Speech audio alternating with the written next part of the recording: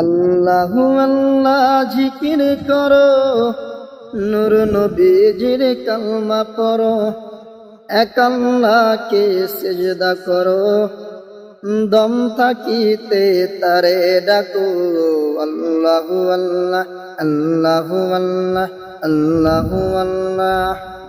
সেই তো মালিক, সেই তো খালিক, তাহার পরে জিকির করে কাটাই গুনার মাফি।